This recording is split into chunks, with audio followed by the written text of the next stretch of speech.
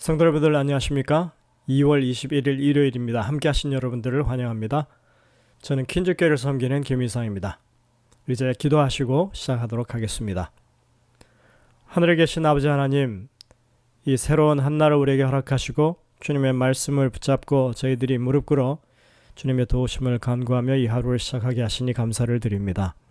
저희들에게 늘 하나님의 말씀을 사모하고 주님과 함께하는 그런 동양의 삶을 허락하여 주시고 또 이 하루도 주님의 말씀의 능력을 힘입어서 저희들이 생애할 수 있도록 인도하여 주시옵소서.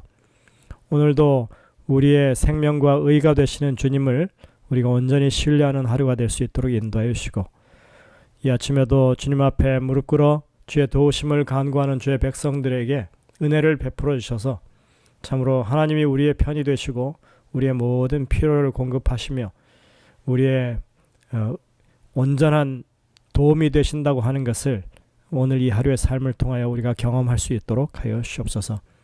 주님, 질병으로 고통당하는 주의 백성들을 돌아보시고 안찰하시고 치유하여 주시며 또 어려움 가운데 헤어나올 길을 찾는 주의 백성들에게 주님 모든 필요를 공급하시고 그 문제들이 해결될 수 있는 길을 허락하여 주옵소서.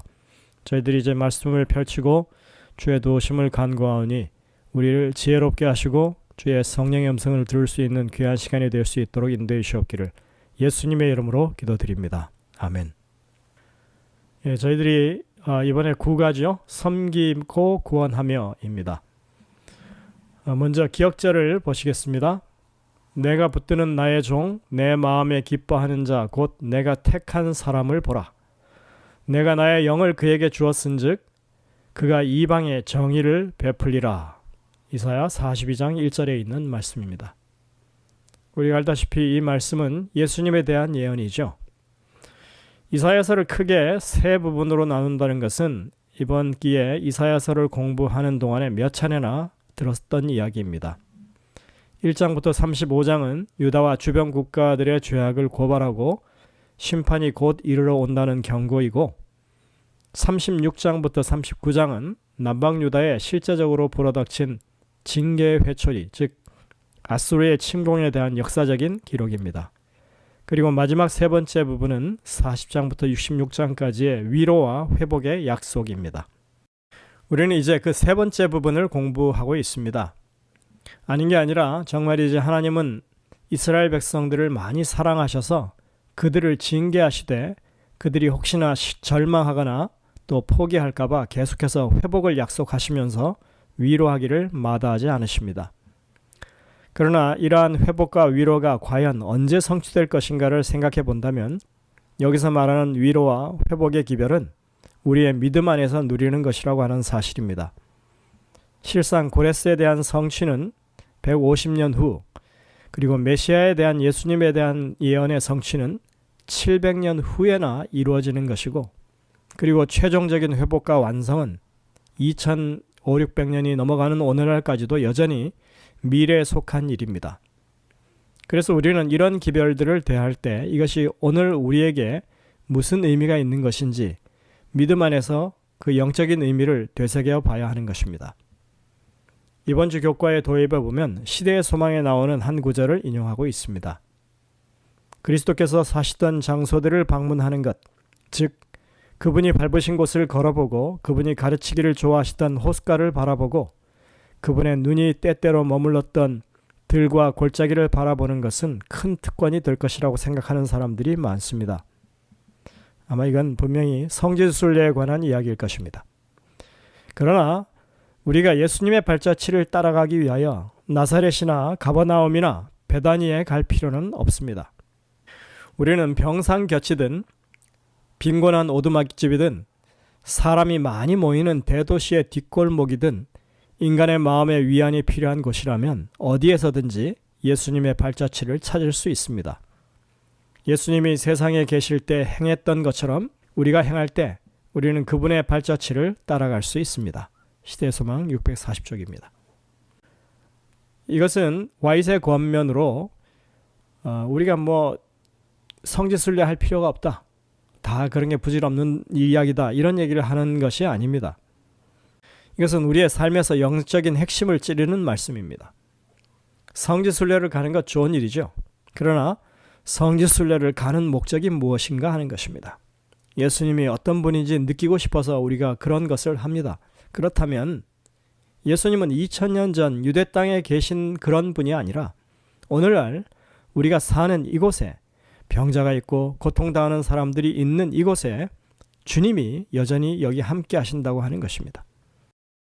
그러니 주님과 같이 다른 사람의 필요를 돕는 일에 우리가 봉사를 하게 된다면 그것이야말로 예수님의 발자취를 따라다니는 것이 아니겠느냐 하는 것입니다. 이처럼 우리가 이사야서를 공부하는 것은 주님이 지금 이 땅에서 어떤 사역을 계속하고 계시는지를 찾는 일이어야 한다고 하는 것입니다.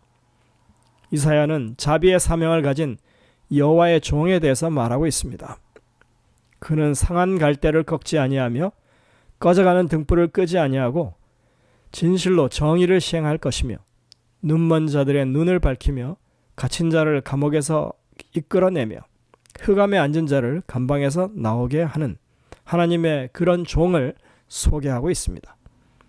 이런 종된 삶을 지금도 행하고 계시는 주님을 우리가 우리 주변에서 찾아 발견할 수 있어야 우리는 참으로 이사야서를 연구하는 의미를 찾게 되는 것입니다. 이번 주에 우리는 우리의 삶의 종으로 오신 주님에 대해서 공부하게 될 것입니다. 그분이 누구인지 어떤 일을 이루시는지를 살펴보았으면 좋겠습니다. 일요일 소재로 가시겠습니다. 나의 종 이스라엘, 이사야 41장에 있는 말씀을 위주로 저희가 이 내용을 공부합니다. 이사야서 후반에서는 여러 하나님의 종들이 등장합니다. 이번 주에 우리는 그 여러 종들을 살펴보면서 주님의 섭리와 뜻을 헤아려 봅니다. 이사야 41장 9절의 말씀에 이렇게 말씀하고 있습니다. 내가 땅 끝에서부터 너를 붙들며 땅 모퉁이에서부터 너를 부르고 내게 이르기를 너는 나의 종이라 내가 너를 택하고 싫어하며 버리지 아니하였다 하였노라. 여기서 말하는 너는 바로 그 전절인 이사야 41장 8절에서 설명하고 있습니다. 이사야 41장 8절에서는 분명히 나의 종 너 이스라엘 이렇게 말씀하고 계십니다. 반면에 41장에서 42장으로 접어들면서 다른 종을 또 말하고 있습니다. 내가 붙드는 나의 종 내 마음에 기뻐하는 자 곧 내가 택한 사람을 보라. 내가 나의 영을 그에게 주었은즉 그가 이방에 정의를 베풀리라 합니다. 여기서 나의 종을 소개하고 있습니다. 그렇다면 이 종은 과연 누구일까요? 그는 이스라엘 백성의 조상인 이스라엘 아니면 야곱일까요? 아니면 이스라엘 국가일까요? 아니면 신약의 메시아 또는 그리스도 예수일까요? 우리가 이사야 41장부터 53장에 나오는 하나님의 종들의 이야기를 살펴보면 둘로 크게 나눌 수 있습니다. 하나는 이사야 41장, 44장, 45장, 48장에 나오는 것처럼 이스라엘 또는 야곱이라고 하는 이름을 가진 종입니다. 하나님이 이스라엘 또는 야곱을 현재형으로 지명하여 말씀하시기 때문에 야곱이라고 하는 명칭은 야곱의 후손으로 이루어진 이스라엘 민족을 가리키는 것이 분명합니다. 이는 여호와의 종 야곱을 위한 그 구속이 바벨론에서 나올 때 성취된다고 하는 사실에서 확인될 수 있습니다. 하지만 또 다른 종이 있습니다. 42장과 50장과 52장, 53장에서처럼 하나님의 종의 이름이 밝혀지지 않은 그런 형태로 등장하는 종입니다. 그 이름 없는 종이 이사야 40장의 1절에서 처음 언급되고 있습니다. 여기서 그의 신원은 즉시로 밝혀지지 않습니다. 그러나 이사야는 그 다음 구절들에서 그 종의 모습을 상세하게 묘사하면서 그가 야곱, 이스라엘 족속을 하나님께 회복시키는 사람이고 죄인들을 위해 자신의 목숨을 희생하는 사람이고 또 그가 이 땅에 올 메시아라고 하는 그런 것들을 우리에게 상기시켜 줍니다. 따라서 이사야에서 언급하는 두 종 가운데 하나는 민족으로서의 이스라엘 민족을 가리키고 또 다른 하나는 개인인데 바로 메시아를 지칭하고 있습니다.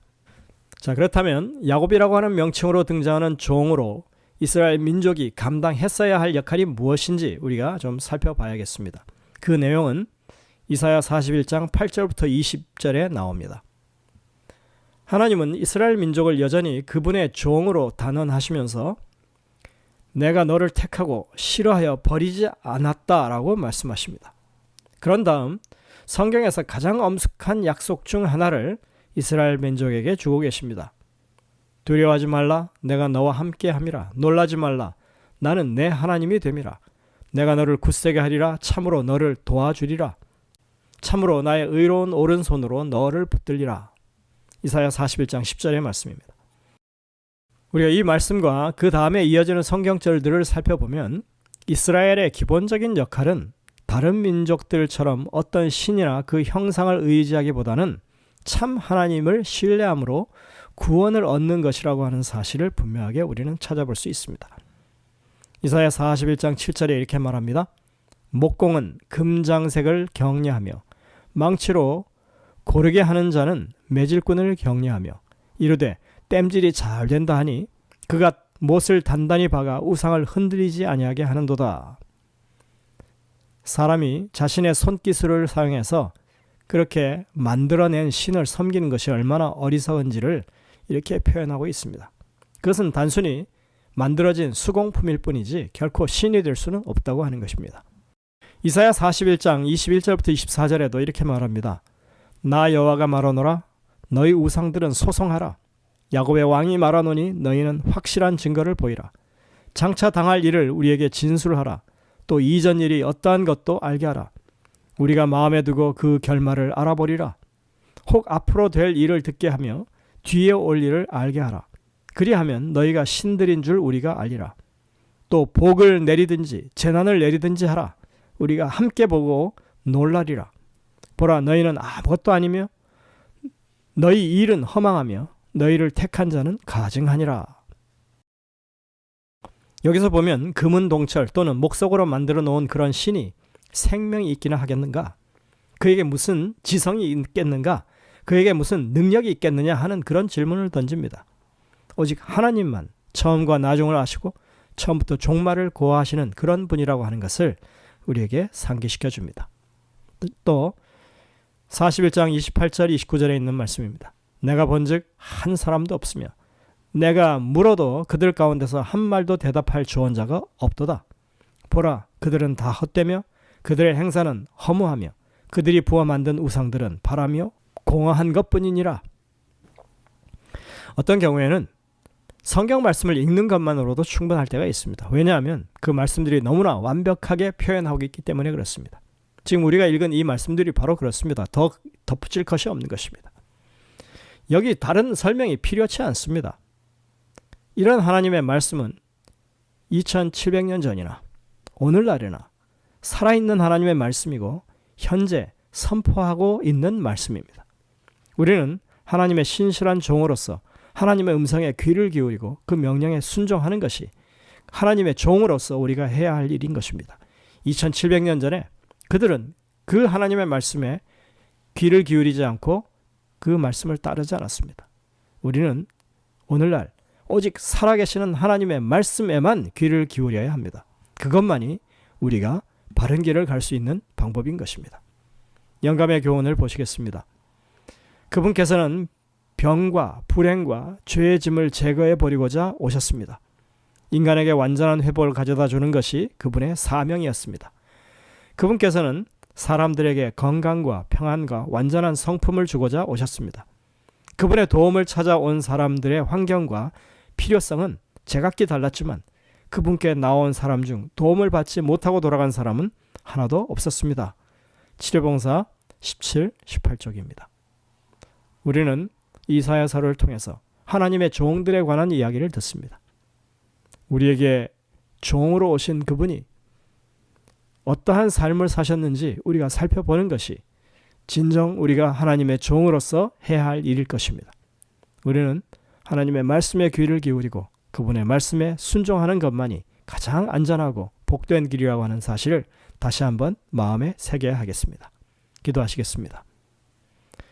하늘에 계신 아버지 하나님, 오늘도 우리가 하나님의 말씀을 통하여 주님의 뜻을 헤아릴 수 있도록 인도해 주시니 감사드립니다. 언제나 우리에게 들려주신 그 말씀을 통해서 분명한 깨달음을 가질 수 있도록 도와주시고 또 그렇게 깨우친 말씀들을 우리 삶에서 실현해 나갈 수 있는 그런 믿음의 사람들이 되게 인도하여 주시옵소서. 오늘도 우리의 모든 필요를 채우시는 주님만을 의지하며 저희들이 하루를 살아갈 수 있도록 도와주시고 우리에게 말씀하실 때 귀 기울여 듣는 저희 모두가 되게 인도해 주시옵기를 예수님의 이름으로 기도드립니다. 아멘. 여러분들 오늘도 이 말씀들을 깊이 묵상하시면서 주님의 음성을 듣게 되시길 바랍니다. 저희들은 내일 다시 뵙겠습니다.